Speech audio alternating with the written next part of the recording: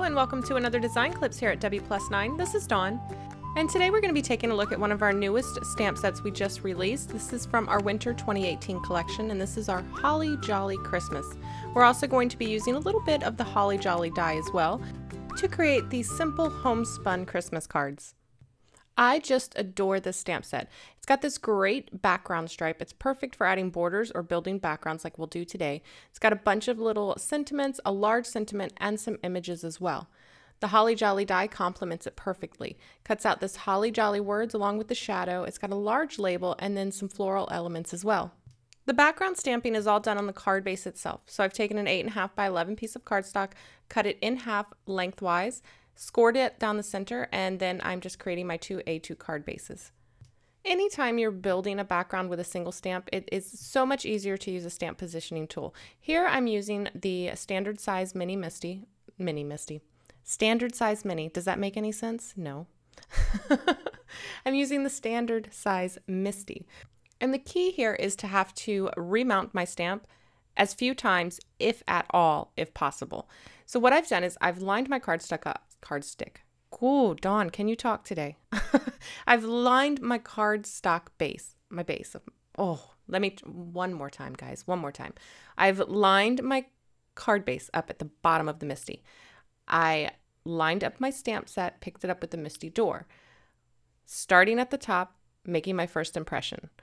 Now, what I'm going to do is I'm going to shift my cardstock up. This stripe it's 2 squares, which would be 1/4 inch tall. So I'm going to move my cardstock up 4 squares.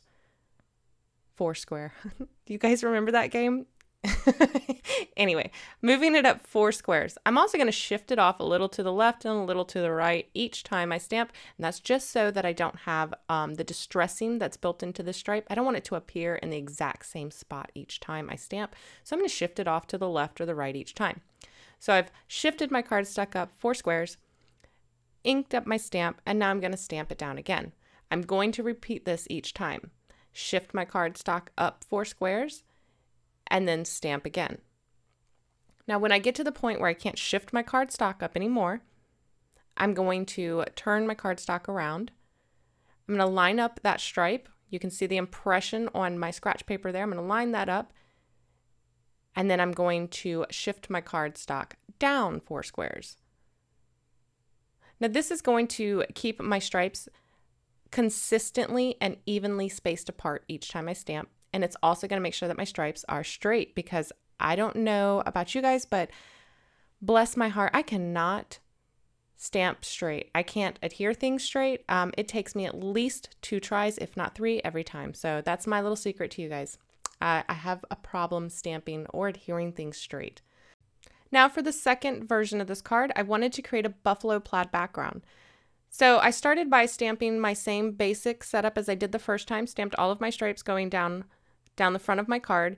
Once I was done with that, I turned my card 1/4 of a turn, lined the card base up at the bottom of the Misty, and then I'm just lining up my stamp. Make sure that it's straight, guys. That's what the Misty's for. I'm going to pick that up on my door, and I'm going to go ahead and make my first impression. Now I've got that stamp set up on the door, I won't have to move it again at all.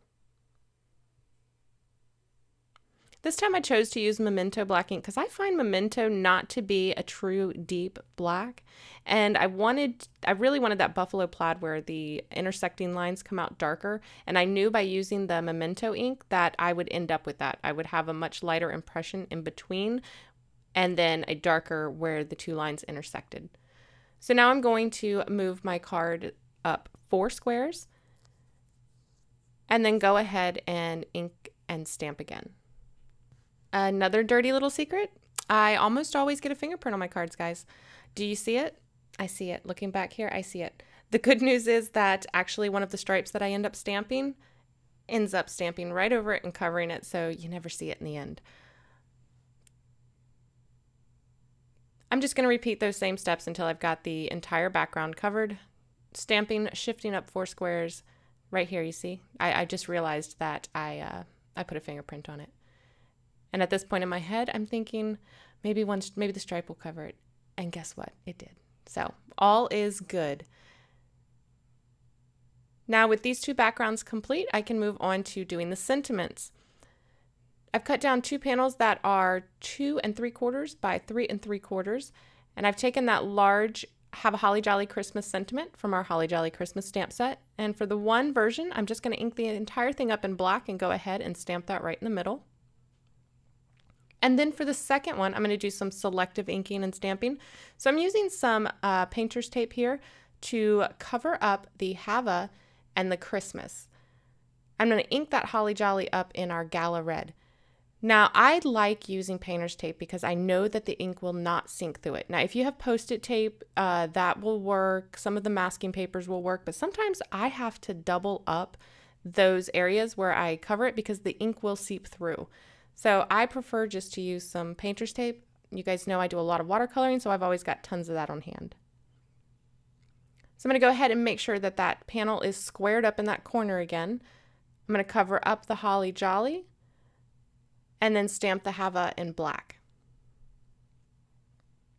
I'll do the same thing for the word Christmas, and then that sentiment will be done.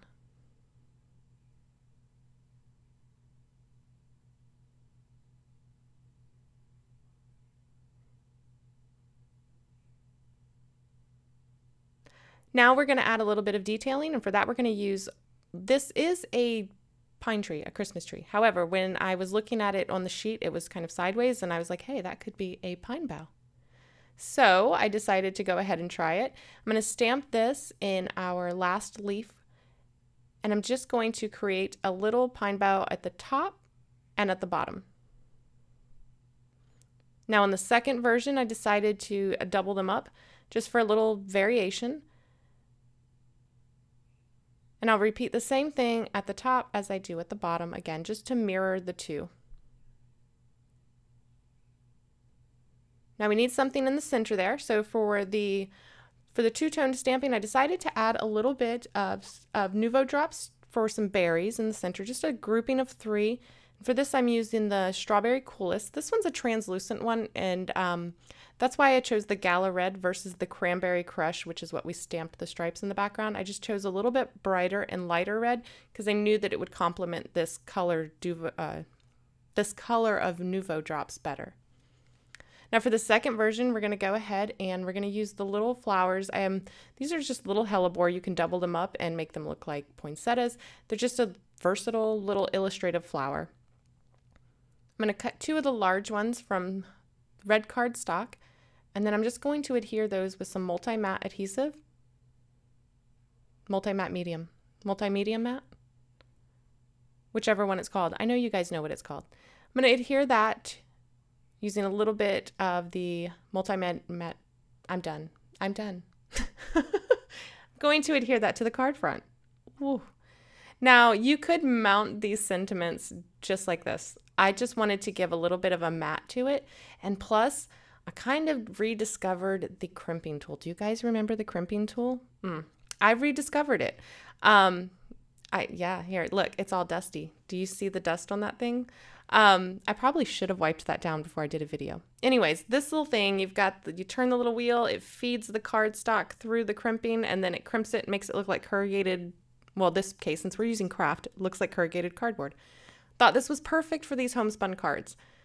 So I went ahead and I just trimmed out a piece a little bit, probably about 1/4 of an inch bigger than the panel. So I think maybe it's 4 by 3.